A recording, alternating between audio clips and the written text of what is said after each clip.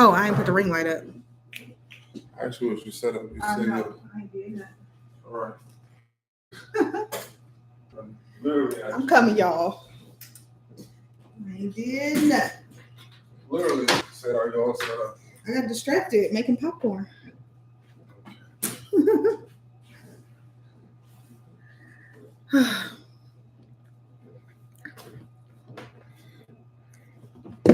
ahead.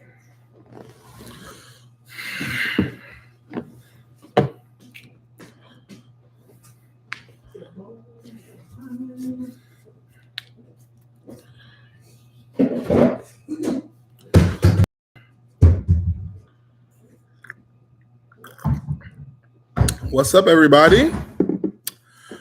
We are live once again. It is Thursday.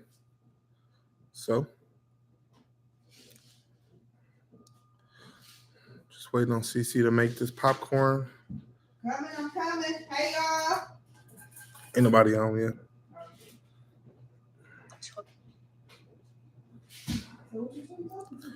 Well, they said it was 2 people on, but just talking. Still live. I mean, it's still going to be a playback. So,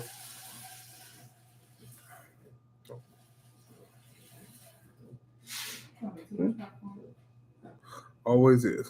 What's up, everybody? We are live over on YouTube. Come and hang out with us. We're going to be here for about an hour. We would love to chat with you guys. We're doing this every other Thursday. So be here, or what's the old saying? Be here or be square. Ooh, all right. My wine glass. What's up, everybody?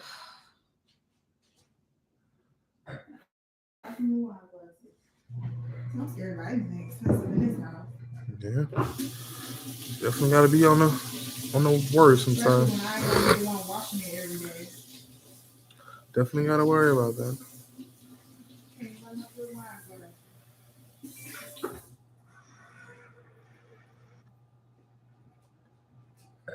Definitely have to worry about that.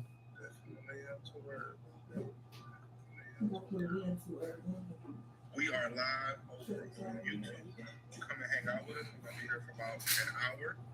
We would love to chat with you guys. We're doing this every other Thursday. So be here or so. What's up, everybody? Be square. Hey. What's up, everybody? We are live over on YouTube. Just getting set up. Still waiting on CC to. Don't know why I asked her at 9:15 was she ready, because I had Morgan to see this afternoon for basketball practice. I walk in the door. I say, "Are we ready?" She said, "Yeah, we ready." And it's 9:33 and nothing. 9:30 when we get down here, nothing set up. No ring light, no live stream going, no lights turned off. She doesn't have any wine ready. Has to make popcorn. She was the opposite of ready. I'm ready. The opposite of ready. So. Why is my popcorn not popping up? What's the problem? It's taking so long. It's like not popping. It's driving me nuts.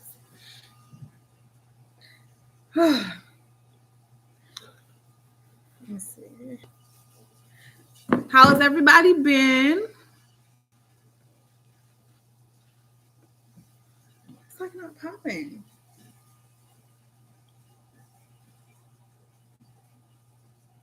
Hey, Rochelle. What's up, Rochelle?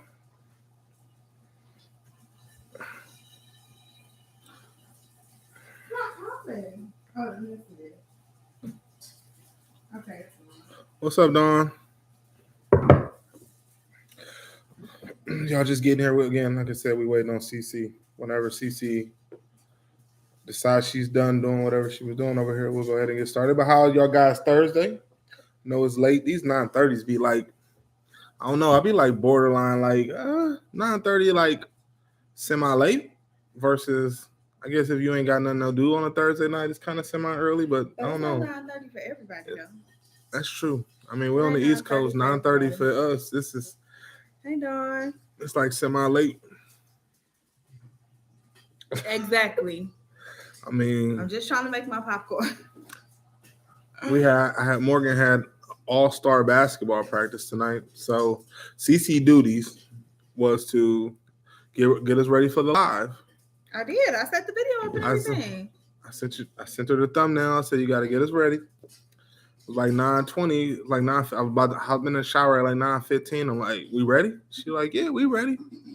We get downstairs at 9:28. Wasn't no ring light set up. Wasn't no computer set up. She ain't had no wine poured. She still need to make popcorn. It's a difference between on blast and telling the truth, Rochelle. That's not putting on blast. That's just telling it how it is. So how you guys Thursday going? That's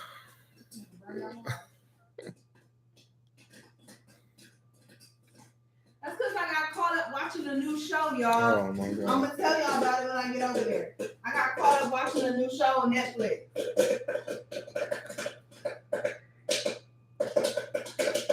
So we're gonna kind of do some pleasantries and all that stuff, kind of catch up where everybody is this evening. Like the first 20 minutes, I told CC these lives. I love it. I love talking to y'all. I do. I thoroughly do. But I'll be like these Thursday nights it'd be like 11 o'clock. Oh, not to mention we decided we got a new bedtime. So 11 o'clock, it'd be like it's time to go to bed. That's another reason why 9:30 is late. But 11 o'clock is our bedtime now. At least to be laying down. The bedtime is we need to actually be like off of our devices and actually laying in the bed. We could be watching TV, whatever we're doing, but we need to be done and shutting down at 11. So it's another reason why 9:30 seems kind of late. But so going to try to adhere to that. So we're going to try to keep this on a semi schedule. We'll see. That's CC and her popcorn. We'll see how this goes. We're getting into a groove though. I feel it, Rochelle. Rochelle said it's 8:30 here in Texas. She already ready for bed. That's how I feel. Like it's like this bedtime. Like I said, we just was like we've been saying this for a while. Like we'll be good, and then we'll be bad. Then we'll be bad good, and then we'll be bad. Then we'll go through a stretch where we're like waking up every day and we can't pull ourselves out. I haven't been there. Cece's been there for like over a month. Like can't pull herself out of bed. And we get out of bed late. For people with kids that got kids that go to school, our school don't start. They don't got to be on a bus until 8:26.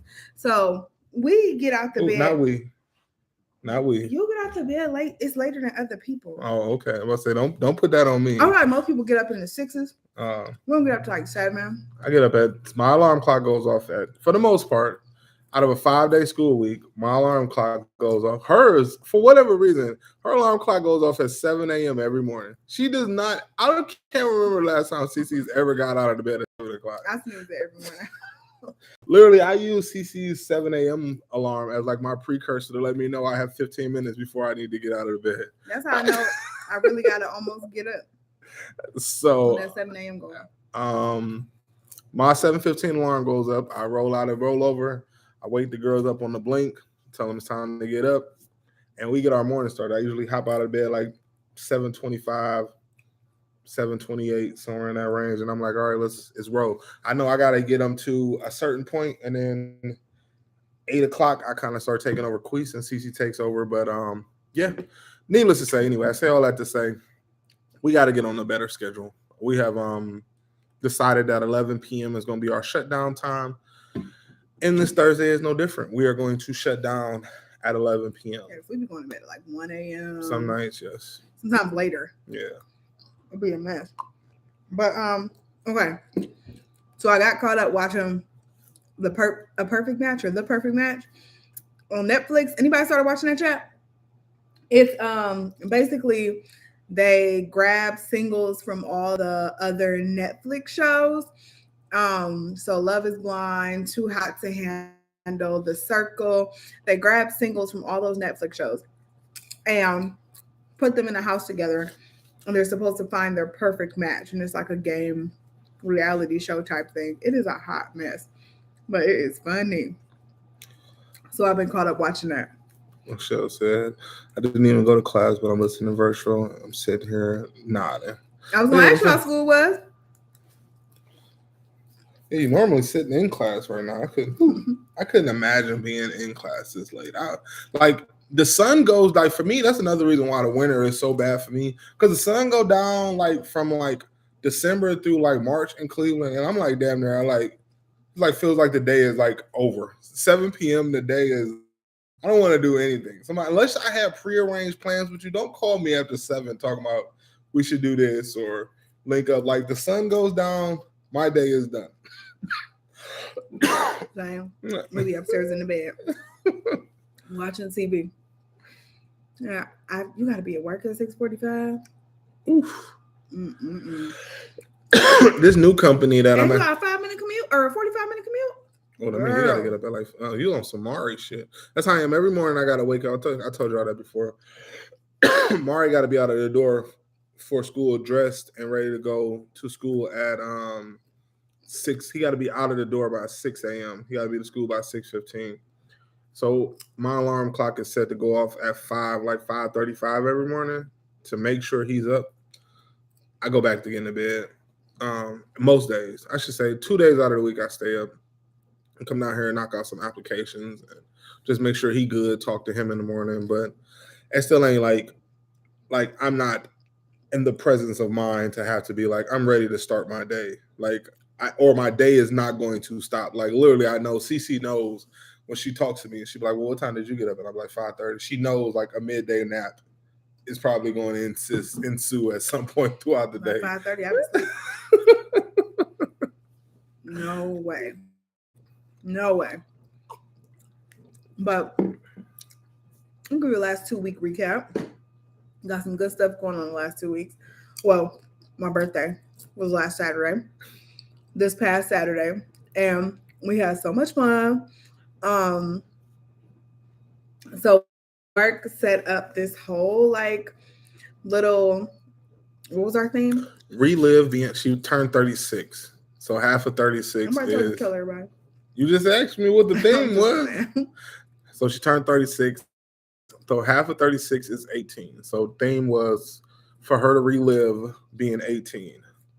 With money.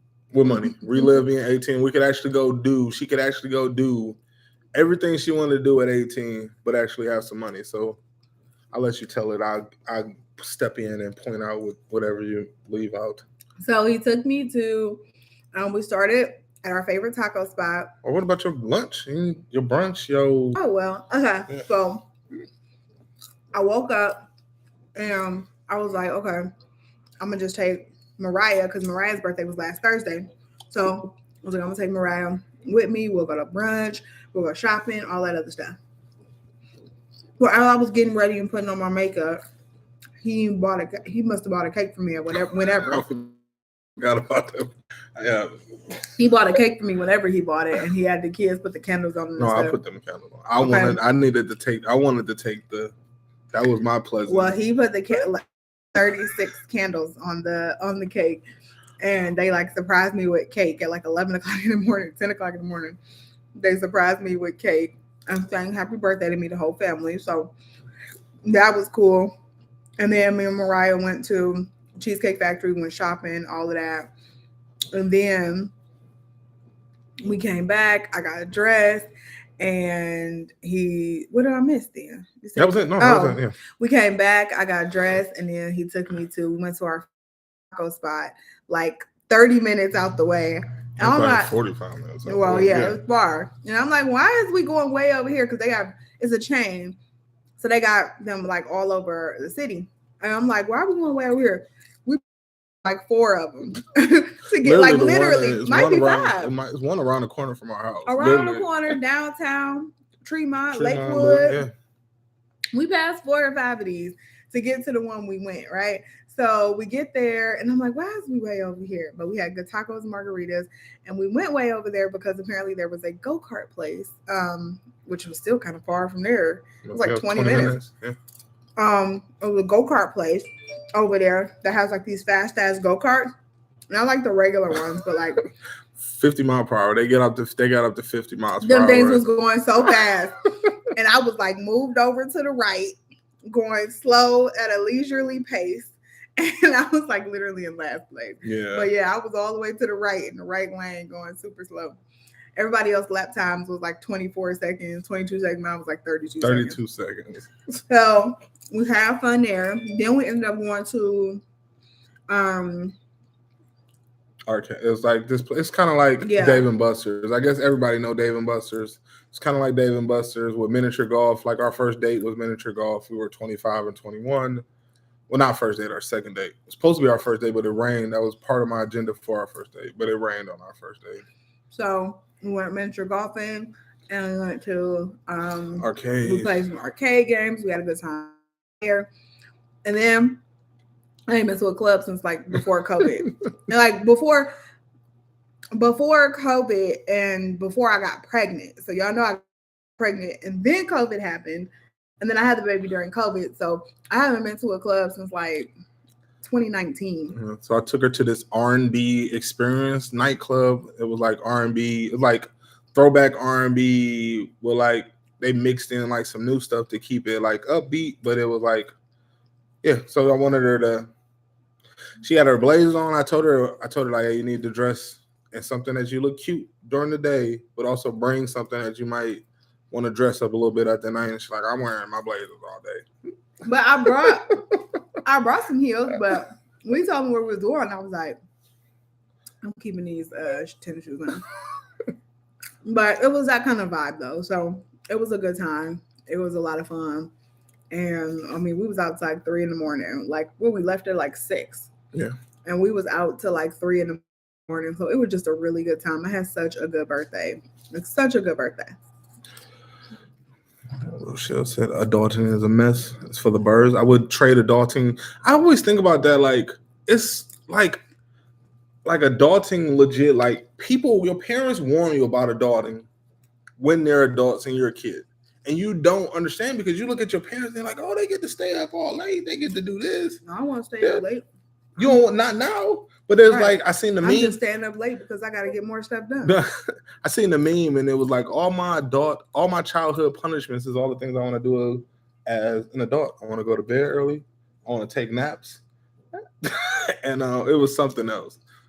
I swear to God, I go to bed at 10 o'clock. If all my stuff is done, I would go to bed at 10 o'clock every day. I don't even know if I would. I think I stay up past 10 just because it's kind of like the day like blurs by and then it's kind of like 10 o'clock and you like, I don't want to wake up and just do this shit all over again. Well, that's the nice. I feel like that's the whole reason we stay up. Yeah. It's because we like, man, we got to get some adult time in at the end of the night. So it's not just come home or finish working, cook, clean up after cooking, get the kids in bed, go to sleep, do it again. Because that's what it would be if we went to bed at like 10 o'clock. That would literally be all it would be. A whole day. Well, she'll say, yes, I need a nap every day. I wholeheartedly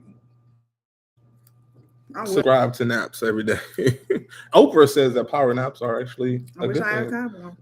She said even 15 to 20 minute naps are good naps. I can't sleep for 15 minutes. Yeah. That's not going to happen. Hey, Mara. Thanks, Rochelle. Oh, and the lipstick. I love Beauty Bakery. I actually got rid of some of their stuff in my last declutter, but I love their under eye setting powder. Their foundation was pretty good too, and their beauty sponge. I can't remember. I think the lipsticks were like super long wearing, the liquid lipsticks. But I don't have any more of them. But I really like Beauty Bakery, and they're in Target now, which is amazing. We don't even stop the dishwasher. I left the water on. They always say they can't hear it. Oh. They always say they can't hear it every time I say I'll stop it. Oh. So I don't know. But yeah, I love Beauty Bakery. So to keep this train rolling, right 999. I'm about to hit my calorie goal. Your boy and girl are also what's another 2 week update are viral on IG right now. So you want to talk about your reel? Our reel. My reel. So we got a little reel on IG. I know most of y'all follow us on IG, but we already IG. You say Instagram. That's what everybody say. IG. That's why God don't like ugly because you're trying to be a smart ass. I mean, Trying to be the cool guy. Everybody say IG. Instagram. I feel like that's the old people say Instagram. That's you. You act like I'm saying like the book, like I'm trying to make Facebook like the book or some shit or something like that. Like that's some. Anyway, so we trending up. We actually viral on IG, which is actually pretty cool. We haven't had a viral video on Instagram in a very long time, and the topic is actually, I think, it's fucking hilarious because I don't think most of the time when we do anything on Instagram, it's mostly women that are like liking what CC posted or something. Like I've never seen this many men comment or like an Instagram post in my life. And I think it's fucking hilarious. It's the outcry about how women are I feel like it's the outcry about how women are so indecisive when it comes to picking food and making food decisions that is literally like all men in relationships are living in this parallel universe with women who just cannot make a decision when it comes to picking food. Like I've heard every kind of comment from here to Nantucket about, oh my God, this is so me. Oh my God, this is so me. And the real, if y'all ain't seen it, just say basically when my wife makes me mad, I don't cheat on her. I just go get fast food without her. And when she asks me what should we eat, I say I'm not hungry and sit and watch her struggle on what to pick to eat for dinner, which is fucking hilarious. I don't per se do that exactly, but whenever CC can't make a decision on what to eat, why don't you just make a decision? Whenever CC can't make a decision on what she want to eat, I'll be like, I would just go get Mr. Hero because I know she hates Mr. Hero. I actually love Mr. Hero, and I know she hates it. So I'll be like, if you don't pick what to eat in the next few minutes, I'm just gonna get Mr. Hero. I'm gonna enjoy life, and I'm gonna be good. Why can't you just make the decision? I'm gonna be good. I make the decision about a lifestyle. No, we do not make the decision. We both make equal decisions. You don't make decisions when it comes to food at all. Okay. So I don't want to. I think, but the fact of the matter, like I said, I don't think I've ever seen this many men comment. We literally had like 500, almost 500 comments on this reel. And when I tell y'all that 90% of the comments is men talking about how indecisive their women are when it comes to picking food and how this is their life, it is astonishing to me how we all live in this same parallel universe when it comes to women not being able to decide what to eat. Maybe we just want y'all to take the lead. No, the one dude, here, I brought you home a steak dinner. The one dude made a comment. It's like living in my head rent free. He said, I once named off 7 restaurants to my wife. And she said, I don't want that. I started naming restaurants that don't even exist. And she still didn't want none of that shit. Find something you want. I was like, oh my God, if that ain't real. You know what I like. Find what I like. You do. That goes back to the simplicity of men. I don't want Mr. Hero. That go back to the simplicity. Like we are literally, me and Cece will be like, I'll be like, I will eat whatever you choose. Eat whatever you choose. No, you won't. You will not. But stuff I don't like. Oh my God. I eat whatever you choose besides the stuff I don't like. But yeah, so that reel is at over. It just hit like 350,000 views, like 19,000 likes. It's like killing it. But again, I think that is just every man's cry, and it's like over like 30,000 shares. I think that's every man's cry for like how fed up they are with women and their indecisiveness. You could be fed up. You better pick dinner. You could be fed up.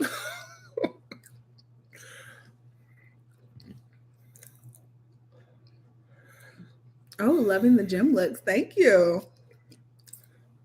Been loving my okay, let's close. My legs. Yeah. And we got into it about that the other day. I'm like, oh, I see her. She like, she like got her sweats on and her little hoodie, and I go to like come up behind her and go to rub. I'm like, you got on these Nike shorts I bought you? I'm like, oh, these ain't the Nike shorts I bought. These shorts like they're the same shorts. These shorts like hitting, they like underwear, they hitting The up ones here. I bought are actually bigger. Whatever. I'm like, and then I'm like, then I send her a pic. I send her a text. I'm like, don't send me the picture, send me the video that you post on IG all the time. She said, the one where you toot your booty up. I wanna see that one. But I've been thoroughly enjoying her gym progress too. Her getting in there, getting it done, and we got Full Body Friday tomorrow. Full body Friday. Why you keep saying what? Because I wasn't in it. You are completely in it. I was like coming. Well, that's because you all the way over there. You see how much room I got over here? It was coming. If you just come over here.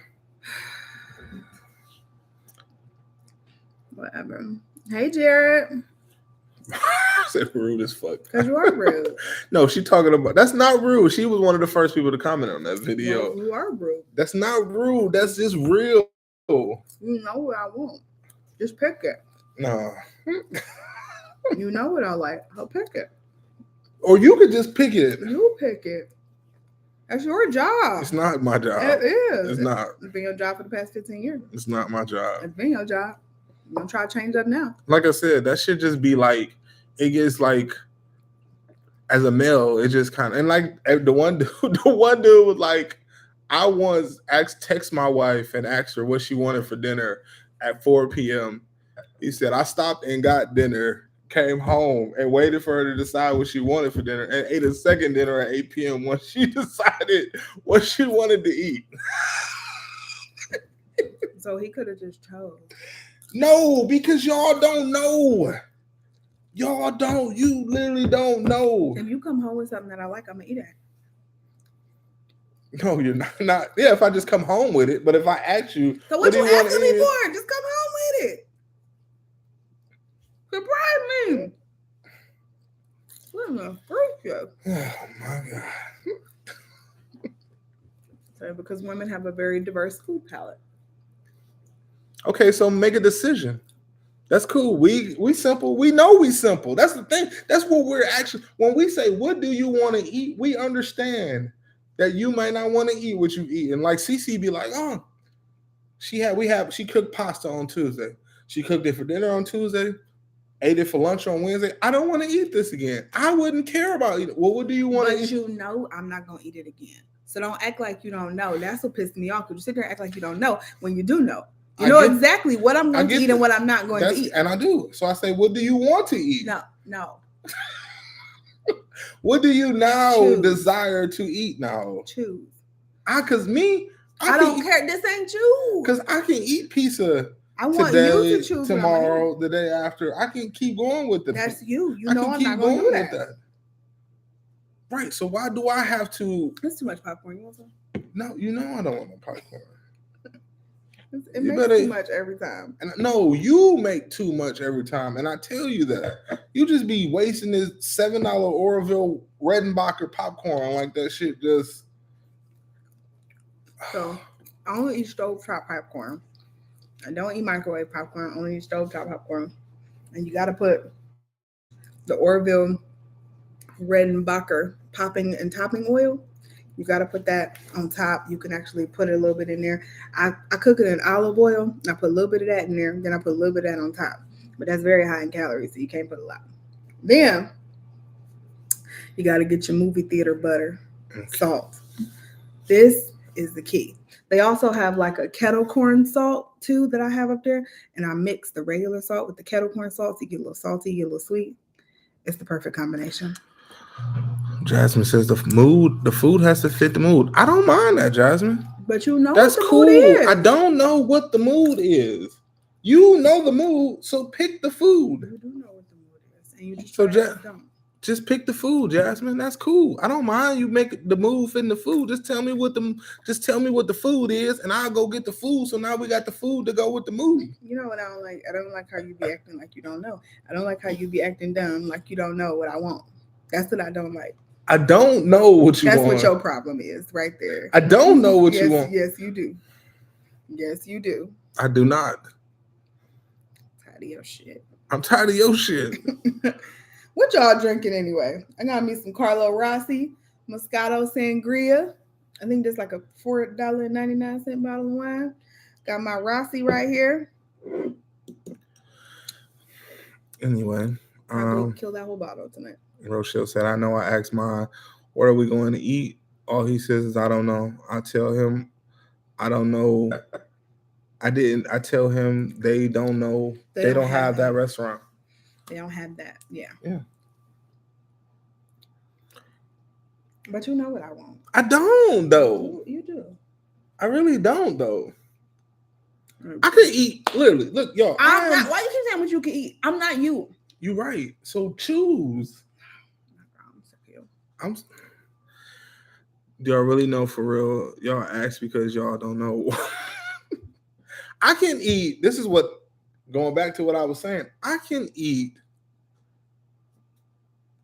Wingstop. I can grab some pizza rolls out the freezer. I can grab some mozzarella sticks out the freezer. I can grab some Stouffer's out the freezer. I can go to DeBella's and get a sandwich. I can go to Penn Station and get a sandwich. I can run around the Chick-fil-A. I can eat at Subway. Guess what? All those things I just named, CC won't do. None of them. I will eat Chick-fil-A. Okay, outside of the 8, I named 8 things. Out of those 8 things, CC will eat Chick-fil-A. You know I don't want Penn Station. You know I don't want Penn Station. Have I ever said go to Penn Station? You know that.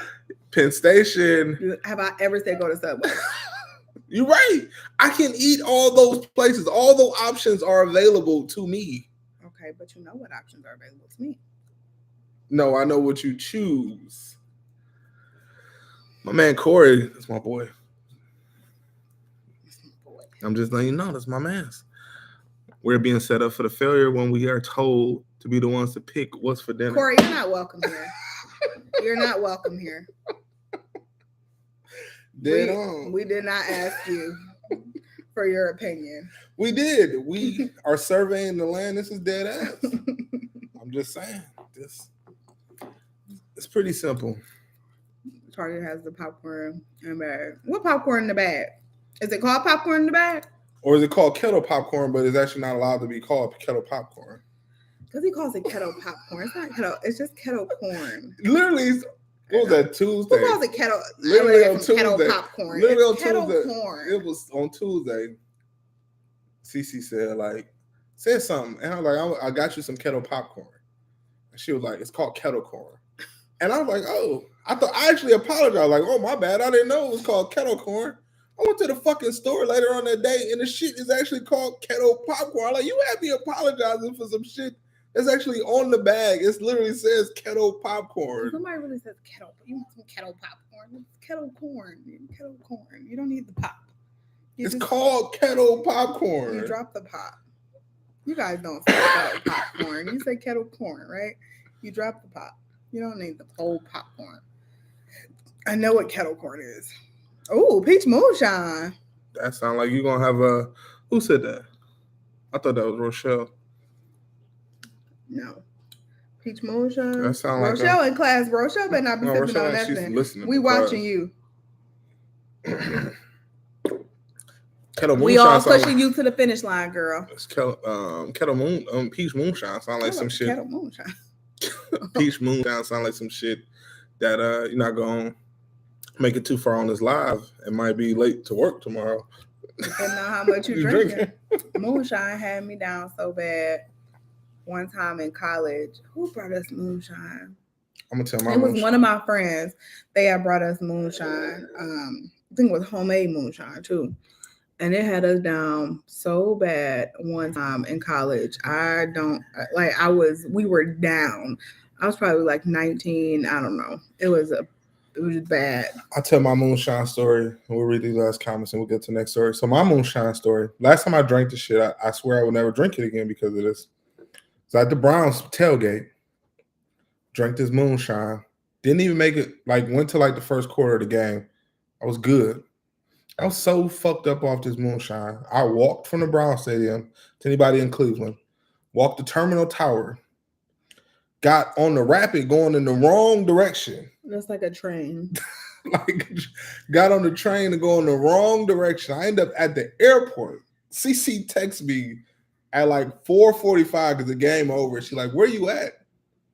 I'm like, sleep in the back of this Rapid. And I'm like, oh shit, I'm at the airport. So I had to get on the train to go in the other direction to take me in a whole other way to get back to my car. Got in my car, slept in the car for like 30 minutes to sleep some of this shit off. Got home and passed the fuck out. I'm like, I'm never drinking that shit ever again in life. Moonshine is bad, man. It's really bad. They do sell it at. I think they sell like a milder It's probably got to be. That ain't the West Virginia backwoods shit. Yeah. You don't gotta go to like the liquor store to get some. They sell like a milder version, kind of like drink, like buy the wine and stuff like that at the grocery store. But Moonshine, they'll take you out for real, for real. Who said they was drinking? I got my glasses on. I got my glasses on. If I'm over it and I can't gather my thoughts because these kids tripping, my husband grabs tacos and wine. Ain't nothing wrong with tacos and wine. I know that's right. Ain't nothing. Now what? What would I have? Would I have a problem with tacos and wine? If they ain't cold, man, if they ain't hot. You just gotta take some initiative. You gotta go get it. You don't even gotta ask. Just go pick it up. This is what I want. I ain't cooking. That's it.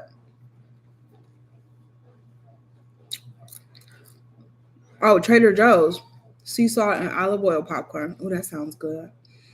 I got the maple. It's right over there in the bag. It's like maple popcorn. They keep having it out while we walking through Trader Joe's, and the girls got me to buy it a few weeks ago, and I haven't opened it yet. But I got the maple popcorn that I haven't tried yet from Trader Joe's. It's in like the brown, orangish brown bag, I think it is. It looks like it's like a fall product, but it was in Trader Joe's last week and like 3 weeks ago when I bought it. So they still have it. Well, they did last week, I should say. And Target's is the Good and Gather brand. Okay. Organic. Oh, it's sweet and salty. I'm gonna have to try that. I love my sweet and salty snacks. Something about a sweet and salty together. Can't beat. Corey's drinking grape KoolAid. I haven't had KoolAid in some real KoolAid, not like store-bought KoolAid. I mean, some years. Real KoolAid. Oh, I could go for some real KoolAid. We used to go to this. Well, I think me and you went there like once or twice. Oh yeah, But the place downtown. And we went to. Didn't we go? We went to Zanzibar and Shaker. Yeah. That's probably the last time. That might be the last time I had real KoolAid in Zanzibar. Yeah, they used to. They used to sell it at this restaurant. It was like a soul food restaurant, and they sold KoolAid in mason jars. It was so good. I think that's just because we ain't had it in so long. Maybe, man, but it was so good. I could taste the diabetes in that shit. Like that shit was. I'm about to go check. It's funny. The older you get, like when I was younger, it was like the more sweet it can be, the better. Like the more sugar you can put in here, the better off you'll be. And it's just so funny how your taste buds change because what kind of lemonade is that they sell at the basketball games? Oh, talking about that Dole. Is it Dole? Dole, yeah. Like Dole has a pink lemonade in a bottle, so in a 20-ounce bottle. It tastes like just like sugar. Syrup. Like, ugh. It's like I even water down like my Gatorade now because it tastes too. I gotta water down my Gatorade because it's too sweet. It is the worst. Like, and I'm like, how do you drink that? The kids love it. That's how I said about that. That's how I said about Hawaiian Punch. I was like, we was behind like a 7-Up truck today, and they had Hawaiian Punch on the back, and I was like, Hawaiian Punch has got to be probably the worst juice ever, and I can't drink Hawaiian Punch anymore. Like at all. Like that shit is like I'm checking on him. Disgusting to me. Cause he hollering something. He probably gotta use the bathroom. I got boo boo. Get up, boy. Go use the bathroom. MJ know he ain't supposed to get out of his bed, and I knew I heard him yelling up there. He just up there hollering, talking about, I got a boo boo. I got a boob in his bed, just hollering. Oh my God. Yeah, red KoolAid, that hit different, okay? And not diabetes. Yes, diabetes. It's like, that's what it tastes like. And I'm telling you, like, if you ever see a pink lemonade by Dole, like, it is so, I mean, this was the most sugary drink I have had in a very long time. And I don't know what they put in that, but I want no parts of it. We got it one time, I almost spit it out. Like, I was like, this is horrible because it was just so sweet. And it's like I said, it's just funny how your taste buds change the older you get. Because I'm like, yeah, I just don't need all of that. I don't. Why? Why am I drinking all of that? Like, I just don't need all that sugar. The calories, I don't need none of it. Especially when you like, I feel like I'm in the gym super heavy now, and it makes me rethink like everything I eat. And I'm just like, man, if I eat this 300 calorie candy bar, that's that's almost an hour of me in the gym. That's like 45 minutes of me in the gym sweating it out if I eat this 300 calorie whatever it is. That's 45 minutes of me in the gym sweating it out for one little candy bar. And it's just like when you break it down like that, I just be like, it's just not worth it. It's just not worth it. For real, for real. Yes, that red KoolAid as Zanzibar do hit. That shit smack. I have not been there in so long. Um, and I don't know if they still got the one open downtown or not. I ain't been downtown in a while, but they had the one downtown and it was called Stone Town. But it was the same owners, and they had it there too. And it was just so good. It was so good. We getting old, y'all. Wait till that 40 hit. Oh, Mark only got a couple months for that 40 hit. You do. It's more than a couple. You better live these last few months up. It's more than a couple. A couple will be April. You better live these last few months up. I got like almost 6 months before 40 is. You don't got 6 months. I said almost 6. So it's 5. It don't matter. It's not 5 because it's not the 27th of February yet.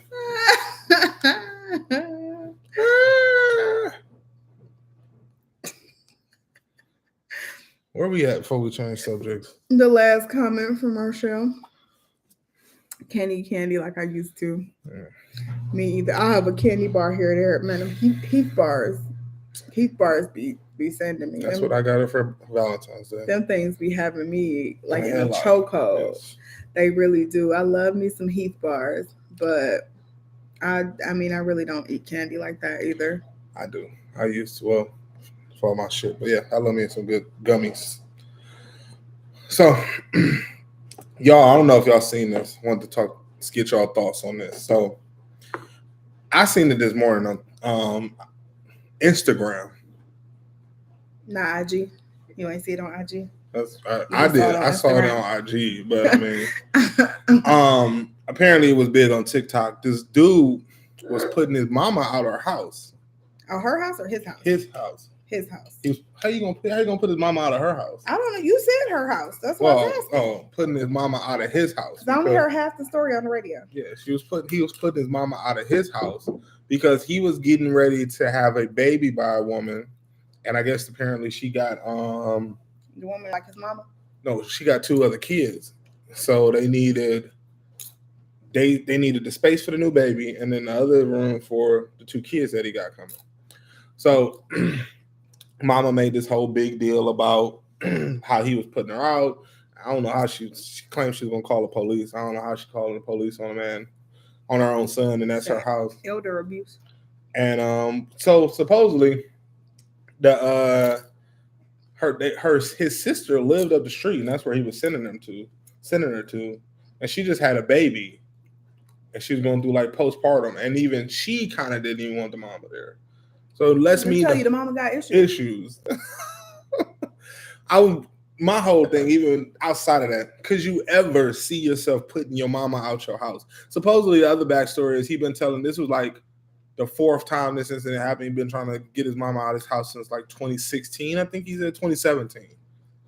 Was the first time. And I think Dio said the mama was the one that started recording. Yeah, he been asking her to leave like since like 2017, but. Could you ever see yourself putting your mama out of your house? Okay, so first of all, I have had my fair share of run-ins with mamas. I would just like to say, what are you shaking your head for? I would just like to say, I feel like sometimes a lot of times I don't want to say a lot of times, I don't know everybody's backstory, but I just feel like sometimes these mamas be out of pocket, like, and it don't, like, especially if the girlfriend or wife or whoever, I'm guessing girlfriend if she ain't moved in yet. Well, she wasn't the one in the video. She wasn't. I know, that's what I'm saying. Like, she gotta go. That's what I'm one, saying. Yeah. If I'm guessing if the girlfriend wasn't involved in this whole altercation, that this came from the son. But I feel because like he made a video today too, saying like afterwards, because he was like he wasn't gonna just let his mom keep trying to drag his name. He like, I've been asking her to leave since like 2017. She wouldn't leave. He said He said she moved in at 15. It was supposed to be to get on her feet. And then 17 was the first time he asked her to leave. He asked her to leave again in 20. And then now he's getting ready to have a baby in 23. And he's like, she has to go. I feel like I don't hear these stories about these like overbearing mothers from people with with overbearing mothers, from mothers with something to do, mothers with a husband, her own husband, mothers with just something else going on in their lives. I feel like, and you see it, and it starts young. I feel like where these mothers, they're alone or they're by themselves, and they get so attached to their kids, and it gets to the point where the kid is almost replaced a significant other, and so now once the kid pulls away, or once the kid's like, I want to break away and have my own family, then all hell breaks loose. And I just I don't know how to solve for that issue, because again, I feel like it starts very young. Like even I kind of hate the term like you're the man of the house, like when people say that to like a young boy. What's like, a young boy though? Because then to an extent you do become kind of the man you're the man of the house. Like 14, I feel like I was the man of my house. Yeah. But I feel like that's how you grew up. Yeah. Right. But you're not, you're a kid. You're a 14-year-old kid. I don't want to call you the man of the house. But the man of the house. Kid, but that's the type of mindset you take on. You can say, oh, it's innocent, but that's the type of mindset you take on. And I just feel like you're a kid. You're not a man of the house. You're a kid still. But you take on that mindset and kind of those responsibilities as a small child. And I don't really like that. I ain't gonna get too deep onto this because I want to talk about one other thing, but we just break this up in levels. It's one thing to have that told to you. And speaking from a person who's had that experience, I feel like I can talk from that experience. And I feel like it's looked at as I'm the man in the house, especially when you got younger siblings. I got a little sister. My job is to protect my younger sister. I got a mother. I was bigger than at 14 years old. And my job is to, if anything comes around, to protect her. It's not like, oh, I got to pay the bills, or I need to take out the trash. I need to, I don't know, pick up if there's a mouse get in the house, shit like that. Now, can that, because I already know where you talking about, can that overlap into adulthood? Yes, it can, because you have that mindset of protection and I need to look after. But that can come from regardless of if you got that. Don't put your feet on this. It's just one. It's just I got it. I'm not. But that mindset can come from regardless if you was told like you the man or whatever. Like you just want to look after. Hell, what's his name? In Love and Basketball, his dad was around until he was in the movie. Obviously, we talking about a movie. He was like 20, and he still felt like I need to look after my mom. To a certain extent, it just comes a boy and his mom. I need to look after. I need to take care of my mom. It's fine to look after, but what does that become like when it's impeding with your life? Yeah, no, as definitely. A mom, yeah. I feel like my job is to give my kids the tools to be able to grow up and hopefully be a contributing member of society, and they can make decisions and do things on their own. I don't want MJ to be like to feel like I'm so reliant on him that he is making decisions based off of me and it's impeding in his own life, like the decisions that he's making for his life. Like, oh, I'm not gonna go move away, or I'm not going to go to the college I want to go to because my mom needs me here. I don't want you to do that. Because what I'm saying is I don't want you to feel, I'm going to do my damnedest to make sure I don't want my kids to feel that way, because I want them to have all the experiences they want.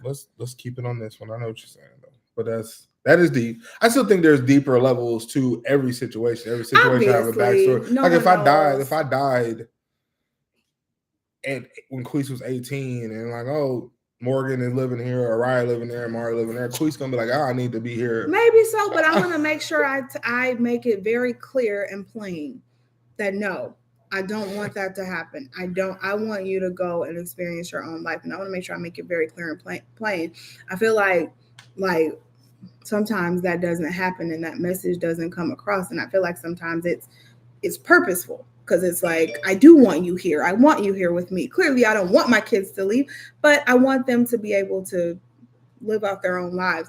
And so I feel like if I am living with my child and they're like, look, I got this life. I can't afford to go buy us all a mansion right now. Or even to a certain extent, I just don't want you here because I'm trying to start a family. And I just think that's going to interfere with, me and my significant other's decisions that we're making and how we're interacting. We want to walk around in our drawers and shit like that. Like, if that's walk around in your drawers, but I feel like I want to bring it back in a second, but even just like maybe what your wife want or significant other want, how your mother, how they run households is two different ways, and it's gonna always be a conflict because that's your mom and that's your significant other. So it's like, well, where do I side here? Either you're gonna be conflicting with your mother or you're gonna be conflicting with your significant other. Well, that's what I feel like. Once you when you do decide if you're gonna move in with each other, whether you married or not, if you're gonna move in with each other, I feel like that's kind of like time that you need alone to get to know each other, get to know how your family dynamic is going to work, especially when you bring a baby into the mix. How is your family dynamic going to work? What kind of boundaries are we going to set? What kind of rules are we going to have within this little bubble in this household? And I feel like that's kind of time you need alone. Now, if you got a sick parent or something, you have to take care of them. I think that's a different story. But if mama is able to be on her own 2 feet and she can go somewhere, mama need to go. Let's see what the comments say. Rochelle said, he should not have moved her in if he wanted her out. Well, it's been some years though, Rochelle. That was the thing. Like, it was like she kind of, from what he's explaining it, she moved in to get on her feet, and then he's asked her and told her like a few times since 2016 that we're in 23 now, that she needs to kindly get her shit together and get out of his house. And depending on how old was mama, like I said, he was like, he was like 28, 27, 28.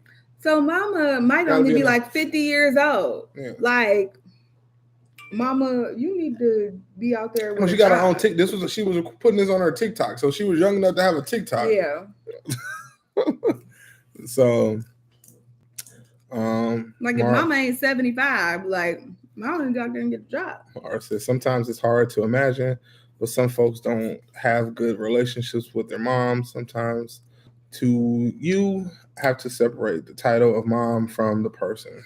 That's really true. I see that a lot where people say stuff like, oh, that's just your mom, or you only have one mom. I also only have one life. So do I sit here miserable with somebody who is maybe intentionally making me miserable and not trying to change the relationship and help the relationship in any way? So I think it kind of is, and that's a really hard thing to do. I couldn't imagine having to do that with my parents and being like, man, I'm gonna cut my parents off. I couldn't imagine having to do that, but I also couldn't imagine my parents acting like this. So I don't know. It's a saying that me and Cece, I started talking about, I'd say it was probably like 3 years ago. And I was like, toxic is toxic. It don't matter if it's your mama, it's your daddy, it's your uncle, it's your auntie, it's your cousin, it's your best friend since you was 5. If you toxic, you toxic. And like, maybe early on you couldn't identify what toxic behavior was, but you get older and you start being like, oh, this is actually really toxic. And everybody's definition is different. Yeah. So if you feel like it's hurting you, I don't care how stupid other people might think it is. If you feel like something's hurting you, I may cut you off. I mean, I did, but I didn't.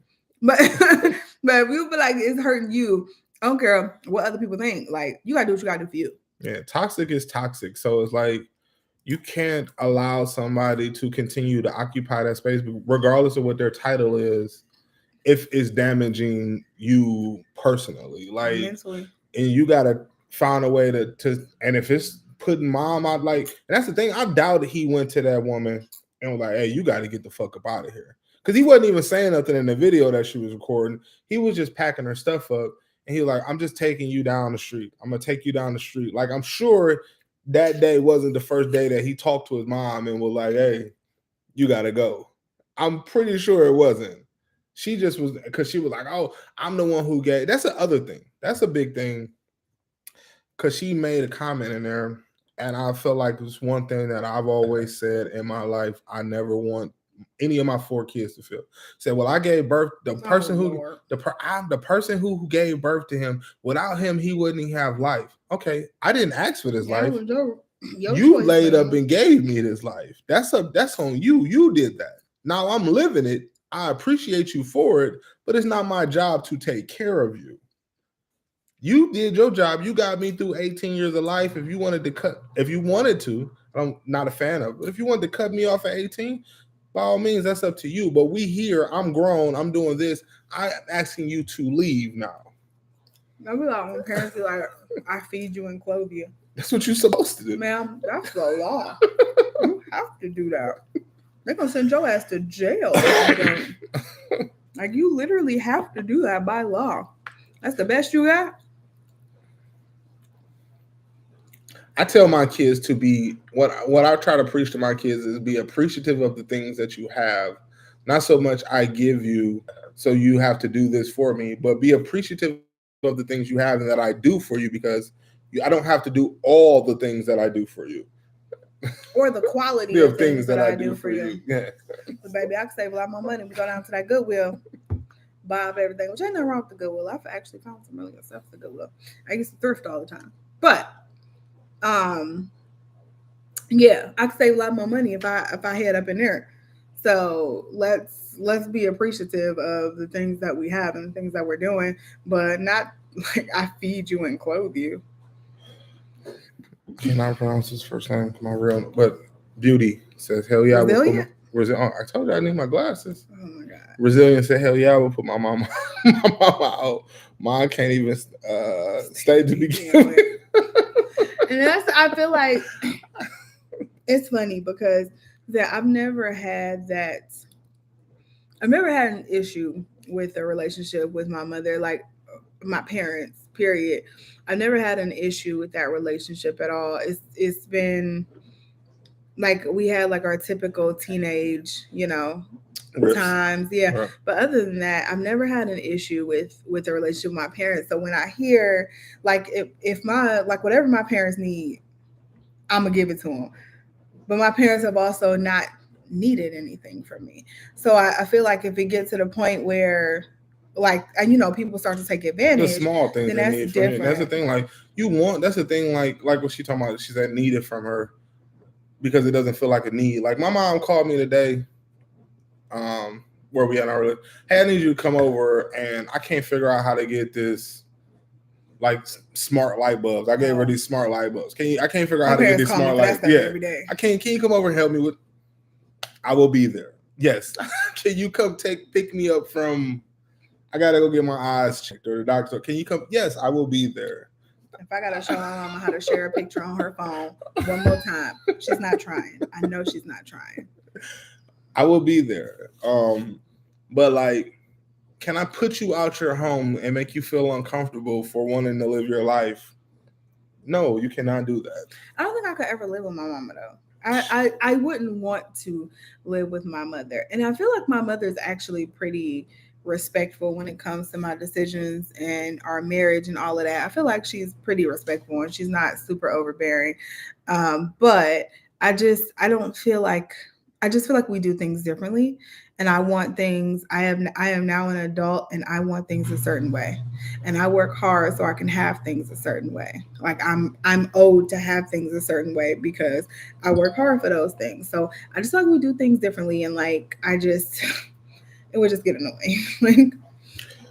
Tiffany says it sounds like the mom had issues before moving there and feels like her son should deal with her. That's definitely like from the video, it sounded like she definitely kind of like had this like sense of entitlement, like you supposed to do this for me. I'm A your lot of parents mom. do, I'm your though. mom. You supposed to do this for me. A lot of parents do, Kind of though. like I did this for, like, it's not a tick for tack. Like you took care of me for 18 years. That don't mean I owe you anything after those 18 years other than like a thank you. I appreciate you for helping me get here. I remember like I never forget. If y'all don't know, I used to play ball, and I'm really into sports. So, and I got a few friends who play ball. Anyway, this ain't even about them. I don't even know where I got there. But anyway, this dude was like a second round draft pick in NFL. He made some pretty good money in the league. Um, Signed his second contract, and he got on a like financial advisor. Whose financial advisor told him like, "Hey, you're making pretty good money. You made $7 million your first contract." After you paid all your taxes and paid your stuff, Days, that ain't nothing. yeah, you pay after you paid your taxes and all your stuff, and you paid your where he was living in his apartment. You netted about $2 million. $2 million after you retire is not going to get you very far. After and his mom stuff, he was like, so he signed like a contract for like another contract for like $35 million. He told him like, if you want to make this $35 million last, there's some things we're gonna have to do. One of those things was, we can buy your mom a house, or we can continue to take care of your mom in the way in which she wants to be taken care of. Because mom wanted both. He told mom that, like, I can buy you a home, I can pay it off, but that's it. I can't fund your lifestyle anymore. And she wrote him a bill for all the shit she ever did for him in life, and she mailed it to his financial advisor, and told him that she never wanted to talk to him again. Funny enough, his financial advisor ripped that up and told him, "You don't have to pay this bill." See, when MJ makes it to the NFL, we're gonna have our own money, so it's gonna be okay. When MJ makes it to the NFL, you know what I want? A floor length fur. Oh my god! I'm showing up to every single game. I don't care if it's 90 degrees and he play in Miami. I'm showing up to every single game in the skybox with a floor length fur. The whole point and a fur hat. The whole point of the matter is that you should not like feel like it's a debt that needs to be repaid when you become an adult for a life that you didn't even ask to be given. I told you that. Man, we used to have them talks so heavy when I first met you. And we used to have them talk so heavy. And I'm like, you are not obligated to anything, anybody. Like, I don't feel like, especially when you start to make money and people feel like you owe them something, or you should take care of them, or you need to take care of them, or you feel like you have to let people, you have to help people, or if you help everybody, you ain't gonna have nothing for yourself. And ain't nothing wrong with helping people at all. If you got it and you can afford it, that's great. But you also have goals and needs and things you're gonna need in the future. And if you help everybody and all the money gone, I mean, if they keep asking you for help, clearly they're not doing something right with their money. So once all your money gone, you ain't gonna have nobody to go to either. Yeah. So you got to think about that stuff. And sometimes you have to be a little selfish. You absolutely do. So Jasmine says, yes, my mother-in-law doesn't like how we do things. And that's great because I then told my folks nobody is moving in while being able-bodied to work and maneuver. We talked about that. I told him that. I can't nobody move in here at all. Well, she even said, not even just my mama. She don't even want her own mama. No female women can move in this house. Men either. Oh, well. Nobody's moving in here. If like, unless you are somebody so close to me, and that list is very, very, very short. Unless you are somebody so close to me, it's like a 2 to 4 week. No, maximum. I'm even saying unless you're somebody close to me and you can't, and you know, for some reason you're not able-bodied and you can't work or whatever the case. Unless it's somebody like that, and again, that's a very short list. That's like 3 people. Unless you're one of those people, and you can't work, you're not moving in here. We don't have enough space as it is. You're not moving in here. I don't know what to tell you. I'm sorry. I will do what I can to help you get on your feet, like seriously. But I have 5 other people in this little bubble that like my bubble consists of 6 people, including myself, and I have 5 other people in this bubble that need a lot, and I just can't. I can't be a part of your problems too. And I say that not even about moving in, but just about a lot of stuff. That's kind of my mindset these days. Like I do so much, like not even trying to say it like, oh, I'm just doing all this, but seriously, I I have a full-time job. I have a husband. I have 4 kids. I have a second job when it comes to YouTube. I have a house to keep up. I have kids that need to go here and there and need things, lots of things. They need me to take them places. And I have like this much free time. If that, even in my free time, I'm doing something else, like something that I need to be doing. So I have like this much free time and I just can't afford to give it away to someone, especially somebody who pissed off all of their resources. Like if you're like really, I don't know, just in a really tough spot and and maybe that's just me being judgmental. I don't know. But I feel like, man, this is really a tough spot and it probably wasn't avoidable. I'm always down to help. But if I like seeing you, I don't know, pissing off all your funds and doing this and doing that, and now you're like, I'm in a really tough spot. Look, I'll help you out once, but I don't have money just to give away or resources just to give away because I don't know. I just don't. I don't have it in me. Stephanie says, oh, well, Tiffany, she got comfortable and complacent. That's definitely for sure. She definitely looked at him like, you're my son. And you're going to do this because you're my son. That's what a lot of people, but that's how a lot of people feel.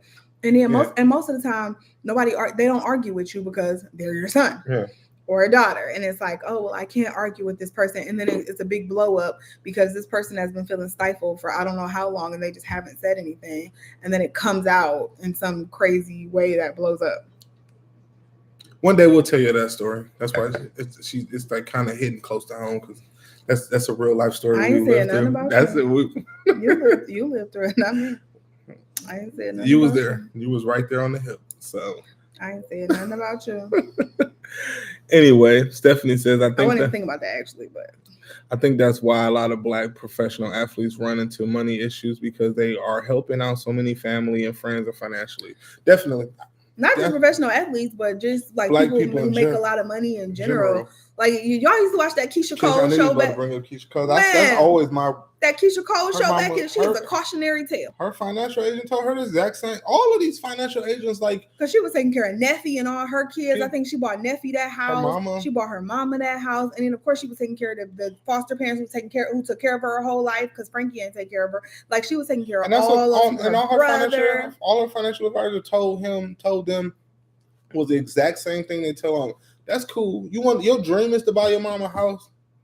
Buy your mama a house, but you cannot fund your mom's lifestyle. You bought her a house. You bought her a nice $300,000-$400,000 house. Cool. There we go. Now she need to go. She ain't got no rent, no mortgage to pay. She got her a nice house.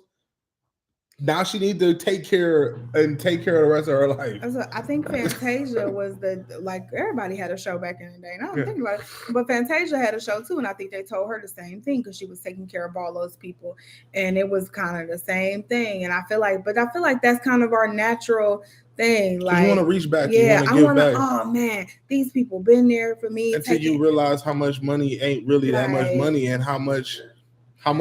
But also how much people just gonna keep having their hand out. You give them one thing, oh man, that's gone. That goes. All that money goes, and so you give them one thing, and all of a sudden it goes, and now you giving again. You giving again. It never ends. I think it'd be different if you'd be like, okay, I'll give you this one-time fee, but it's never like that. Then you're gonna be the go-to person for everybody who needs some financial, everybody who losing their house or then lost their job. Now you the go-to person to help for money and stuff like that. I'm not doing that. I got 2 stories I'm gonna tell real fast because I don't like to get too far on it winded.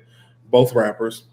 One was T.I. who talked about that. T.I. talked about how he blew his first advance on family, 4 family members who came to him about car washes and clothing stores, and he said he would always, they were like, I need 20,000, I need 40,000, I need 50,000, I need 80, and he's like, he tricked off all his money between like 6 family members and all they failed business ventures that he blew his first advance. And he was sitting there still in the trap after he made Trapper his first Rubber Band Man album. And he was like, I was still living in the trap after I blew that. He said he went to the label and told him the bank bet on him, and he asked him for like another $3 million advancement. And he took that money. He swore he said, I'm not giving nobody nothing. Nobody. My family would be talking about me because I would be the stingiest person. My family will be talking about me. I will give money to charity. I would give money to my church. But my family would be talking about me because the only people getting a piece of anything would be my parents. I might help my sister out. Might. The other cautionary tale, and I say this, and we recently comment. The other one, and I love him for this, is Meek Mills. And he said, when you get a little bit of money, people start being like, you change. And he'd be like, how I change? Like, when I was broke, you ain't asked me for shit. Now I got money, you asking me for money. So who changed? So you might as well, if you ain't live in my household growing up, you might as well not even ask me for nothing because the answer gonna be no. I'm not doing it. I'm just not going to even get started on that. And not that I don't want to help you. I'll probably feel really bad about it. But I'm not even going to get started. Maybe I won't feel bad. I don't know. Yeah, but I probably wouldn't. But I'm just not even going to get started on that because I feel like that takes you down a rabbit hole because then it's like, oh, but you gave such and such money. Then that's what the next person will say. Oh, but you gave such and such money. And that's what you'll start thinking. Oh, well, I did help this person out. So now I got to help this person out. You said, what you say? What? I thought you said you. I thought you said you. That's what you did. Trying to be funny. Ain't nobody talking about you. I thought you was trying to be funny. I thought you was trying because you know how we had that little patch there where you was all like all in my grill and I was. That's you. You call me. He's called me mean all the time. No, I should say like her meanness rubbed off on me, and I'm not mean. I feel like I'm just a realist, and I'm not about to let you take it. No, a lot of the shit that you said made a lot of sense. It wasn't like it was like bad shit, but shit that she would say like make a lot of sense. Like my homies would come to me and be like, oh, we might go kick it at the nightclub tonight, like the week before, 2 weeks before, and we was kicking it or shooting dice or popping bottles and buying J's, and then they'll be like, "Oh, I need like $400 for my rent." No, fuck you don't. And CC would be like, "Didn't they know? Didn't y'all just go kick it 2 weeks ago? They didn't know they needed rent money back then." I'd be like, "Yeah, but he said he ain't." He said he ain't got it. I bet he don't. You know why I stayed in last weekend? Because I needed my rent to be paid this week. That's why. I can't fund your emergency that you knew was coming. You knew you was gonna have to pay rent on the first, on this month. Last month. You knew it last year. Yeah. I'm like her saying that, and then one of my favorite sayings became as I got older, a lack of planning on your end doesn't constitute an emergency on my end. Just because you decided that you wasn't going to do shit the proper way doesn't mean that I need to now act like this is an emergency. I hope you had a good time at that club, man. And I tell people up front, like, this is the one and only time. I remember this one time. I got burnt. And it don't even come from mine, wasn't even about money. Yeah. But I just, like I said, I made a decision a long time ago to protect my time and my resources too, because people will drain you with that also. And I will help anybody out, right? So I had a friend, and she called me and told me her boyfriend had hit her, and she needed to get out of their apartment. He took the car. They only had one car. He took the car, left. I don't know where he was, but I was like, okay, I'll be there in a minute. I put on my tennis shoes, grabbed my knife, left out the door. It's like 12 o'clock, 1 a.m., something like that. It was late. And so I'm like 20, maybe 19, 20. And I leave out the door. I go get her. We in the house packing up all her stuff. And in the midst of packing up all her stuff or her stuff, I'm like throwing his shit around because I'm mad, right? This is one of my really good friends and I'm really mad. And I'm like, fuck. Like I'm upset and I'm like throwing his shit around, throwing it all on the floor, kicking it, everything. And she like cleaning up behind me, like, don't do that. No, no, no. Don't do that. Don't do that. And like folding his shit back up. And I had a serious conversation with her. And I said, look, I'm only going to do this one time. Like, you got me out of bed, dragged me out of my house. I'm only going to do this one time. I'm going to be here for you. I'm going to ride for you, but you're not going to have me continuing to do this every other month because you want to come back here. So I said, if you come back here, don't involve me in this shit. Don't talk to me about him. I don't want to hear it. Like, I don't want to hear it. And sure enough, we got her all moved out. She was back in there by the end of the week. I think that was the weekend. And she was back in the house with him by the end of the week. And that was the reason we're not friends anymore. Because like the same shit kept happening. And she would try to talk to me about it and vent to me about it. And I mean, looking back, I could have probably been a little more sensitive. We were young. At the time we were 19, 20. So we were young at the time. I probably could have been a little more sensitive, but I just don't have that in me to continuously sit there while you tell me the same story. And I'm like, but you knew this was going to happen again. I knew this was going to happen. Like, I just don't have it in me to sit there and be quiet. And she would get upset with me when I would have negative things to say about him. And we literally stopped talking over that. Because I'm like, we can't have a conversation at this point. I'm not a yes man. I'm not going to sit there and tell you what you want to hear. So if you don't want to hear the truth, we're probably not compatible as friends. And we don't talk anymore. And I've made a decision a long time ago to protect my mental space, again, my time and my resources. And I can't go there with people. I can't. Resilient says, I tell everyone, you can come, but you can't stay. Hallelujah. Hallelujah.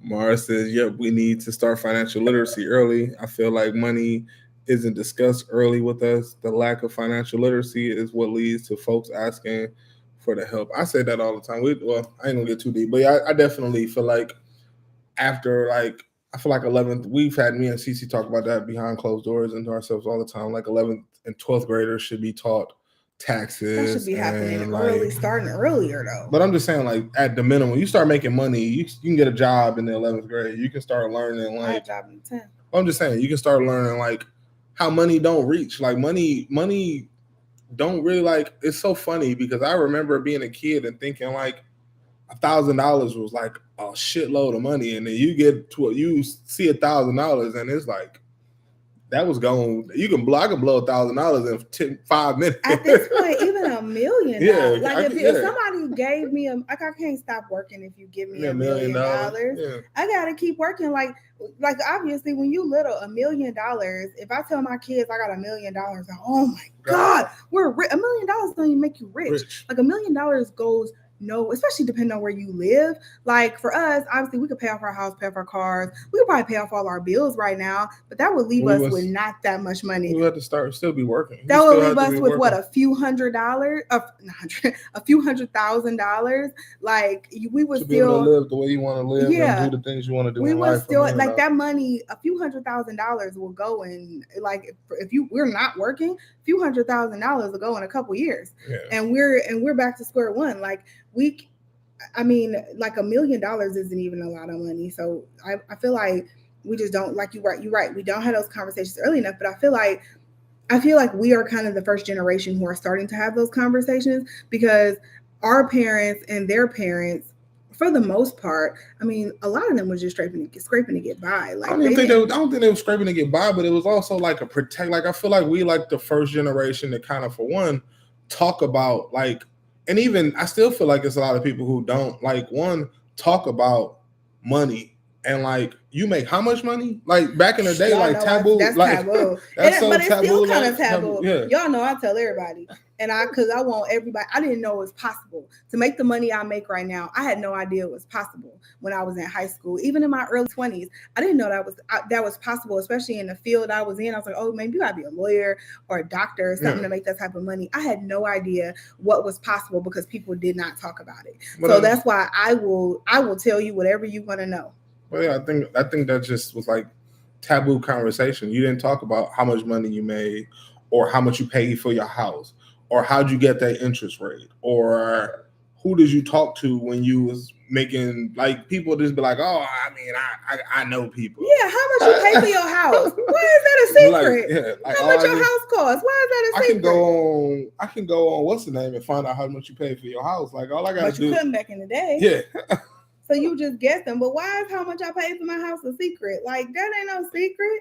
I want you to know so you can have an idea maybe when you go, like, how much you pay for your house versus how much that converts to in monthly payments. That's even more important. Yeah. How much does that convert to in monthly payments? Like, why is that stuff a secret? And I don't know, maybe other people think differently. I just feel like I said, I'll tell anybody anything they want to know, because when we have that knowledge, we're able to stop being underpaid by companies because you know what other people are making. We're able to maybe stop having housing discrimination and stuff like that. Like, it's crazy. Like, I love Glassdoor. That's why I love companies like Glassdoor and what's another one? Fishbowl. Like, hey, no, even if you want to be in secrecy, let it be known. This is what I make. So we stop letting the big fish continue to feed crumbs to everybody. Like, all right, we got 10 minutes, so let's get these last couple comments in. Jasmine's, you want to go? No, just said my quote. I say that all the time. I can't care more than you care. Ooh, yeah. Not exhausting my energy for your temporary decisions. I'm telling you, that's exactly how I felt with in that situation that I was just telling y'all. I'm like, if you don't care that this man gonna keep hitting on you, I can't care about that more than you. And I love you too much to sit around and watch it happen. Like, I physically cannot sit around and watch it happen. So I will remove myself from the situation. And that's what I did. And we don't talk no more. Don't talk no more. Pretty much right after that, we stopped talking. Our relationship was over. On the first internet generation, things weren't discussed growing up. We could get that's true. But we also putting it out there. Like, we're putting it out there for people to get off the internet, what's being made and stuff like that. And that's why I said, like, I don't mind talking to anybody. And I've kind of always been like that. Why is this a secret? What I make, like, why is that a secret? Like, I've heard, and I've had these conversations with people, and they'll be like, oh, well, you know, I just don't like people knowing my business, because then people start asking you for stuff. They can ask away. I remember maybe the answer's gonna be no. I remember having that talk with you. I remember when I was a general manager at Byrider, and they gave me my raise after I found out, like, because I had to deliver a raise to, like, somebody who was a subordinate to me, and I found out that he was way too close to me as a subordinate. I went to go talk to Cece, and she's like, well, you need to go tell him you need more money. And I remember when they gave me my raise, my regional was like, oh, I would appreciate it if you don't talk to your counterparts about this. And I was like, why? And she's like, well, the company just don't want everybody to know what everybody makes. Because you underpaying her? Is that why? Is that why? Because you underpaying people? Okay. Duly noted. And the first person I told was one of my closest GMs who I knew. Like, hey, I just got a raise. If you're making less than this, you should go ask for a raise, because we are in the midst of COVID, and this is what they're doing to us. Duly noted. So you underpaying people. Got it. Like, if it's one thing I don't play with, it's my money. I play with a lot of stuff. I play with y'all all day. I don't play with my money. Okay. Especially not when it comes to somebody else paying me. I do not play with my money. Like, you're not gonna sit there and play in my face. That makes me so angry. That makes me so angry. So it's just, I feel like this information has to be out there. We have to do a better job of educating ourselves and our kids, and just getting the information for ourselves. Like, we have to do a better job of that, networking and talking to each other and making sure that everything is on the up and up. Because if we don't, we're going to always be underpaid, especially as Black women. We're going to always be underpaid if we don't. And I don't be for that. Okay. Girl, do not play when it comes to our black women in corporate America. We get into like y'all don't even read Mara's comment. Then I'm gonna leave y'all with some of our arguments we get into. Mara's last comment says, "Our elders only knew what was passed on to them, and that might not have been good money ever." Yeah, definitely. I'm pretty sure it wasn't. It wasn't, because it would be like hell. I mean, her dad was so livid with her when she made a career decision. We didn't told y'all that story before, because he was just like, "You need to stay and get that money." Like, I'm quite sure. I know I told the story on my main channel, but so I started straight out of college at Sherwin-Williams, which is a huge company in Cleveland, one of our biggest employers in Cleveland, and a big company. And so I started my career there as a store manager, and you got into like this management training program, and that was kind of like your foot in the door to this company. First of all, straight out of college, and I say it now, it's kind of cringy, but straight out of college, my offer was $36,000. I was happy with $36,000. Okay. So that was me straight out of college. I was gonna get my first apartment on that, everything. So then I got in there, quickly realized, one, this ain't a lot of money, baby. Like, I can't do that with this money, baby. Like, what is this? Two, and I can't live like this for the rest of my life. Two, I got in there and realized, obviously, I hated being a store manager. It's not what I went to college for. So I went on and became one. They wanted me to be. Speak this part of the story. We need to get the not long version of the story. One, they wanted me to. So I was an assistant manager. They wanted me to be the store manager position had kind of come open, and they were like trying to talk to me about it. And so it was between that or going to our customer service department in corporate and making the same amount of money that I was already making versus getting a little raise and being a store manager. And my dad was like, well, no, you should take store manager position. He was saying the same thing. And I was like, no, I'm miserable. I was saying the same thing, but I said, do what you need to do. Well, I was like, I'm miserable, and this is going to be a fast track to get me where I want to go. Mind you, I had no idea. I didn't know where you wanted to go, right? I had no idea where I wanted to go, but I knew it wasn't in retail. It wasn't in the stores. So I got into customer service, got that job, and then I made my way into HR, and I've been in HR ever since for the past 8 years. And my last job at Sherwin-Williams, I was in HR, and I got an offer to be an HR manager. I knew I would have to get my title bumped up. I was an HR coordinator, right? Now, I knew that's like entry level HR. I knew I would have to get my title bumped up some way. So I did a little resume finessing, and I ended up applying for a job as an HR manager at a local college. They were only paying the same amount of money that I was making at Sherwin-Williams. However, it was an HR manager role versus an HR coordinator. And I was like, man, I got to bet on myself, because if I get this HR manager title, I'll be able to go anywhere and I'll be able to get elevated roles in just a year or less versus staying here and trying to move up in the ranks. Mind you, I've been at Sherwin-Williams for about 7 years, and I had only made I was only making about $14,000 more than what I came in at. I was only making about $50,000 at that point. So my dad was like, I can't believe you're going to leave. You're going to leave that company. You really going to leave that company? And I'm like, yes, Dad. It was my first company out of college.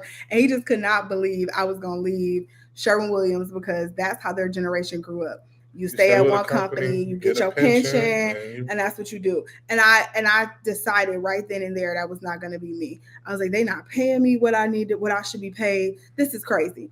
And so that was like my first time kind of doing like a little job hop. And I've literally been job hopping ever since. I was at that HR manager job for 6 months, and I was able to move on to another job. 2.5 years later, I moved on to another job.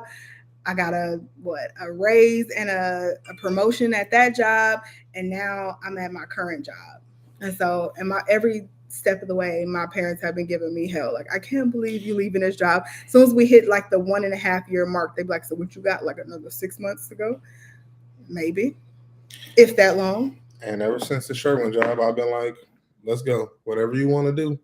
I do give her grief because she be like, she even be like on me on some shit. Like she was like, as soon as I signed on dotted line, the clock is ticking. Got into product management, I had been there for like 6 months. Letting them shit like, when gonna start? I'm like, babe, I don't even exactly know what I'm doing yet. I know. I'm like, so when you gonna start updating your resume and looking at other jobs? I've only been here for 6 months, so the clock is ticking. Clearly, these companies don't care about getting rid of you, so you gotta always stay ready and stay on your toes. So it's 11 o'clock. We are at the end. I would want to tell y'all. We'll finish with these comments. Got one more comment. Oh yeah, we don't. It's only one. Yeah. Jasmine, what Jasmine say? Look at CCS inspiration because combined we're at the 6 figures, but to both bring that in. I know that's right. You can get there. His friends swear we're rich because we go places like Disney World. It's funny because didn't friends say the same thing? Our friends, my mother my mother say shit like that to us all the time. Well, we don't make the money you and Cece make. I'm like, what do you? Should me and Cece need to make more money? Believe me. Cece posted a comment, and it's so fucking real. So real. I'm gonna leave this. I'm gonna say this, and I'm gonna say one more. 6 figures ain't what 6 figures used to be. Not even that. It was like, what was the one about the money? It was like, I need to make more money, or because not to. I can't remember the one. Nah, it was losing me. The one about to be broke, not to be broke, but to afford my life without being broke. Oh no! I said. I know what you're talking about, and it was a funny one. And I was like, I need to make more money because I haven't even gotten to the place where I can afford myself yet. Or it was something like that. Yeah, like we make good money, and I still look at CC in disgust at the shit that she buys, and it's not even like that. I cannot wait until I can afford myself because I haven't even tapped into how expensive I truly desire to be. My goal in life is to be able to afford the real me. That's me right there. That's me if I ever heard me. Like I look at CC in disgust at times and be like the bills is paid, ain't a meal being skipped, and I still be like, you spend money like a drug dealer. I do. I spend a lot of money, and I know this. And I'm trying to work on this. It's one of my 2023 goals. I'm really trying to work on this. I do. I spend money like a drug dealer. I do. Yeah. When I go out to eat, when I just doing regular shit. Like a regular day costs money. And I just, it does. This is how I like to live. But anyway. I'm not going to apologize for it. I work very hard. We might have to do one of these lives that's not like off the cusp or one of these a different one, so y'all can just see what I was gonna say. So y'all can see the arguments me and CC get into when it comes to like defense of Black women. Oh my God, we get into some heated like discussions where I have to be like, all right, baby, we done. I don't because Black women are disrespected on a daily basis. Even I was telling you about that Netflix show, the perfect match. Here we go, and this is how I had to be every time. I'll be like, all right, I'm done. No. This is how I'm about to walk. Because I was even watching that Netflix show. I will talk to y'all next week. No, you won't. You won't sit here. I was even talking about that Netflix show, and I'm like, do they just bring Black men on? Like, do they not try to find Black men who like Black women? Because every time I watch one of those shows, like I said, it's kind of a combination of all the different, like the Love is, the people who are still single from Love is Blind, from like all the different, The Circle, like all these different Netflix shows. And they'll have like a few Black women on there, but they are like usually the Black men that they have on there, they on there crying about the other race of women and not even interested in the Black women. And it's just like, I just feel like, I don't know, like even on like shows like that, we're just still just the complete minority. And it's just, that's what Martin was talking about. It's so hard but it's just, I feel like if I were on one of those shows, like it would just be like where, I don't know. That's what I'm saying. That's what Martin was talking about. Gina, when you get to this top part of Atlanta, Gina, what you gonna do, Gina? But I don't know. I'm being funny, but no, we like, she like, She go hard. She go. Black women don't get the due that we are deserved. When I say she love y'all and I love me, she love herself. Then everything she say on that channel and that IG, she be speaking from a point of realness. Even when I did her intro, like what if I put creatine in here? Does that work? No. What if I put creatine here? Because I see my creatine today. No. I just looked over there and saw it. Your phone should take that at the same time every day, like around the same time. I just forgot. Well, you're gonna be taking it again in like another 6 hours. That's okay.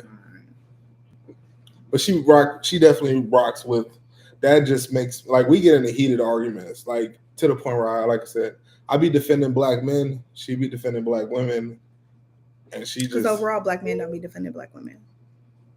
Overall, yeah, sometimes. Please, there we go, y'all. I'm done. I'm not. Oh, now it's not me. You. You love me, but for real, overall, some black men don't be defending black women, and it's always just some kind of criticism or something like that. This is one dude on Facebook. Oh my. We done. We went to high school with. This is the last comment. You're lucky I don't say his name. It's this one dude on Facebook, and he just always got something to say about black women, and it was like something like, "Oh, I'll never let my daughters, or I'll like never. Why do black women feel like they need to wear weaves or wear a bunch of makeup and stuff like that? So why is that your business? Then just don't pick somebody like that. Like, why? What's with the hostility? I'm pretty sure he likes men, but he say he don't, but I'm pretty sure he does, because every single post is something negative about black women, and it's just like, what is your issue, sir? Who hurt you? Like, it doesn't make sense to me. But he claims he's looking for love and wants a black queen, but you know. So it just don't make good sense to me, and I feel like we don't get. I don't know who he looking for, but I feel like we don't get. Even though I think India definitely wears makeup. I think he's looking for a man. That's what I think he's looking for. Which there's nothing wrong with that. That's perfectly fine. But he needs to stop bringing black women down in the process. But I just feel like people, like even black men, don't speak with the. Even a lot of black men don't speak with just, I don't know, real admiration for black women. And it's really sad. It's really sad. And I feel like black women will hold on, like black women try to hold on so hard and go so hard for black men who don't even really fucking go that hard for us. And it sucks. And I see it all the time, and it sucks sometimes. What? What you got to say? I just said we will have that discussion another day. I just said we could have that discussion another day. Because it's the truth. I just think black women be going so hard for black men. Are they trying to lock up our black men and blah, blah, blah? I think there's a gap. Between. I think there's definitely been a gap created between black women, and black men. And I don't always know that black women are per se. And that's a whole nother discussion, which we acknowledged that I don't think that black women are always ready to reach down and pull up that black mechanic or a black guy or whatever field in which he's in. That's not per se where she is, to be able, like on Harlem, to be able to be like, I'm going to stand by him regardless, no matter where I'm at in my life, financially and career wise, that I will stand next to this guy. 2 points. No matter how good he is. 2 points. One, I don't have to. Why should I have to? I don't think, no. Okay. Well, I'm about to say that. Hold on. One, I don't think that's completely true, because there are a lot of black women who are. I'm talking. I want to be done. I don't think that's completely true, because I think there are a lot of black women who have, stood beside a black man where he ain't where he probably should have been, and she has stood beside him and watched him and helped him, nurture him, and grow his business or grow his life or whatever the case. Two, I also think that I feel like it do be a lot of times where it's like if I'm single right now today at 36, I'm probably gonna stay single, because baby, if you ain't making no money, like people like, oh, he got a job. If you working at McDonald's today, what did you do with the rest of your 36 plus years? because I'm probably not dating anybody younger than me. So what did you do to the rest of your 36 plus years that you're still working at McDonald's? I would need to hear. I'm still going. I would need to hear some sort of significant backstory. Like what if I'm the general manager of McDonald's? How much you making? $60,000 a year. That's okay. I think that my bills is paid for. No, I can afford my lifestyle. But I also think it's a difference because I also think like it depends on how much money I'm making because like if you're making 60 and I'm making 300, I think that's a big gap and we just don't do the same things and we probably not gonna see things the same way. Maybe not. You ain't gonna give me a chance to. I probably won't because we can't. I don't want to. You don't know what we can because you won't give me a chance. And I because I'm the general manager of McDonald's and you won't even entertain. It's not because you're the general. Like if you told me you're general manager of McDonald's, I'd be like, oh, you probably make a couple of dollars and I'll ask. And then I'm like, oh, well, I make $300,000. No, I don't make $300,000. You ain't gonna. But that's not gonna be a conversation that's gonna come up. No, I would ask. Because you're gonna at this stage, I gotta ask. Deem the conversation over once I say I work at McDonald's. No, because you can own the McDonald's. At this stage, I gotta ask. But if you own the McDonald's and working at the McDonald's, is so how much is a GM of McDonald's? But you could be high up in the company. Maybe I could tell you I make 200. That don't mean that. And but then you're a liar, so that's not the same thing. Right, but you gonna shut me off if I tell you something different. Yes, but I'm also shut you off if you're a liar. So you might have to tell me up front. Because you're gonna shut me off regardless. So I just feel like so it's not dating with true. You're not dating with the true. No, I am. I want somebody who can do the same things that I can do. This is why I said we're gonna have this. This is why I said we will have this conversation another day. It's deep. It's deep. At $60,000, you cannot do the same things that I can do. If I'm making you don't know that because you're not gonna give me a chance to. I do know that. Where are you getting the rest of the money? What are you doing? Are you flying private jets? What are you doing? I might be.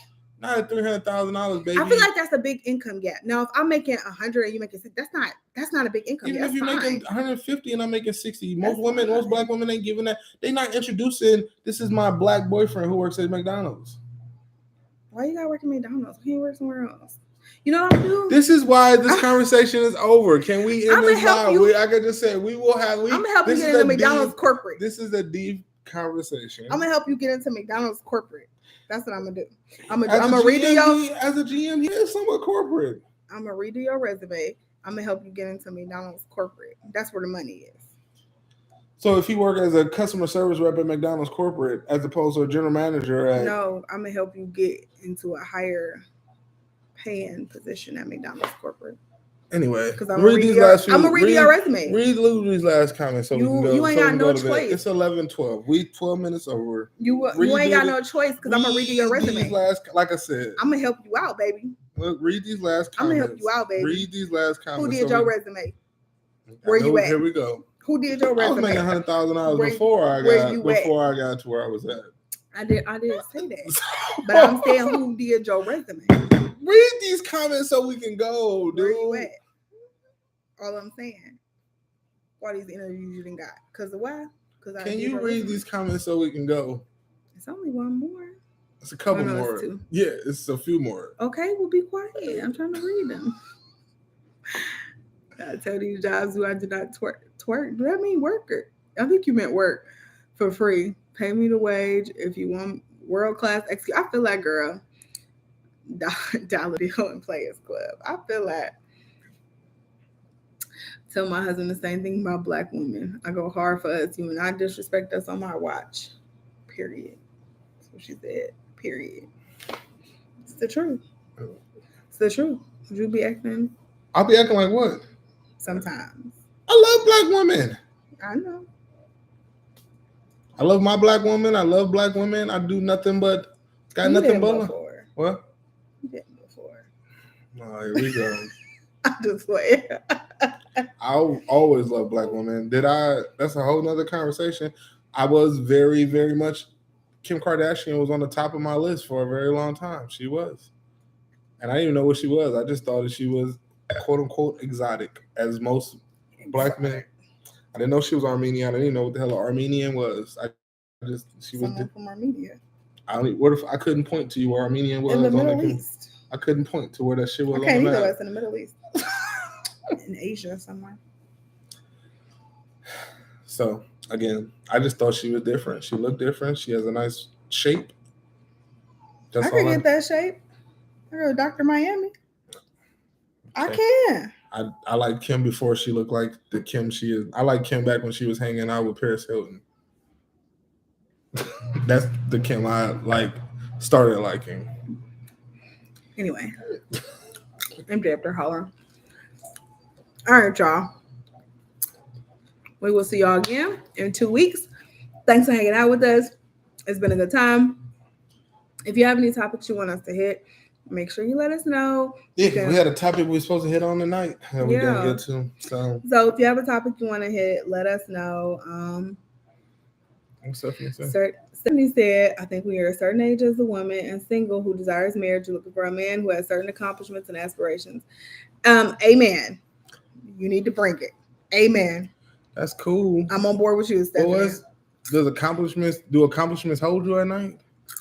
Do accomplishments make you do accomplishment? I get it.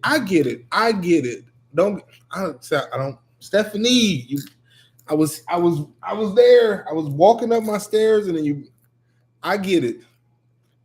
I'm not saying you have to be with a bum, but I think there's a far difference between like the CEO and president of a company and like the nigga working cashier at Burger King. I think there's a lot in between those two things. I guess what makes me like I would be thinking in my mind, like we grew up in the same place. We came from the same spot. God. So what have you been doing? I'm still going. What if I'm a bus driver? Have you been doing in the past in your 35 years, 6 years? What have you been doing at that time that you're still in this spot? Have you just not desired to move up? Because you don't have any aspirations. You ain't for me. So have you just not desired to move up? Did you get locked up and somehow you started late? Did you? What happened? I need to know. I was 21. I got offered a job to be an RTA bus driver. It was paying $45,000 a year. I got a pension at 21. I'm making $75,000 a year now. I've been doing this job for 19 years. I'm 5 years away from being locked in my pension, and I'm good. I'm okay with being a bus driver. Is that not good? But that's not good enough for you. No, I didn't say that. What I'm saying, that's not good enough for most black women. What I'm saying is true. I feel like most women who reach a certain level within corporate America do not want to introduce your boyfriend or husband or significant other. This is my bus driver boyfriend. He drives buses for a living. I don't know that that's the full truth.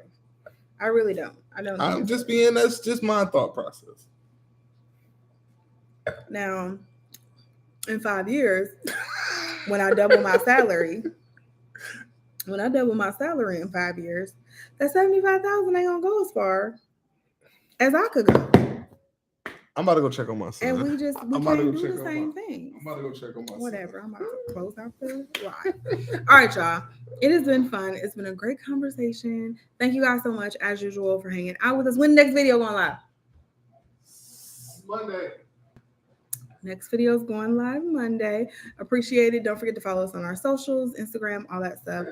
Love you guys. And I got a new video going live sometime this weekend on my main channel. So I'll see you guys over there.